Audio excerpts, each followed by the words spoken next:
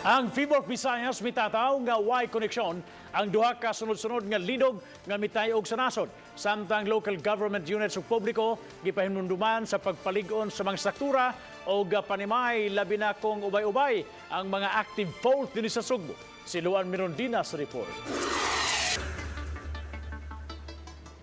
Base sa records sa PHIVOLCS Visayas, adunay 64 ka mga recorded aftershocks sa nahitabong linog sa Eastern Samar kagahapon, diin 19 niini ang naplat. Samtang tulo lang ang may intensity o nabatyagan.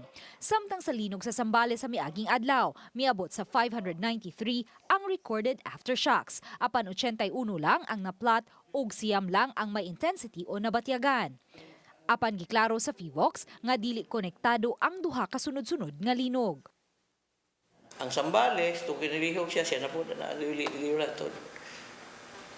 Murag sila independent sa isa-isa na. Wala na siya relationship sa ilahang release sa ilahang energy.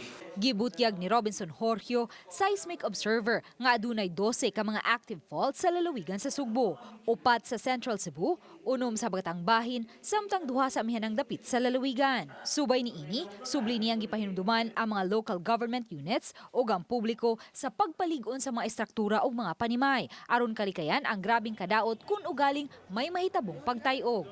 Ang ginagkuon mangod sa linog depende na sa iyang fault geometry niya ba sa kataas sa imong fault sa baga sa imong slab ano ba.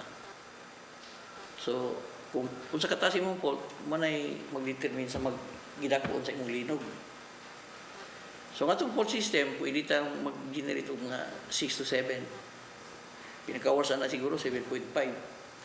Manay sila biggest one na siguro na ba 7.5. Giklaro sa PHIVOLCS nga dili nila buot motisok og kabalaka o pagpanik sa publiko, inay mas maayong kanunay andam sa unsa mang katalagman. Uban ni Renante Quiñones, Luan Mirondina, Balitang Bisdak.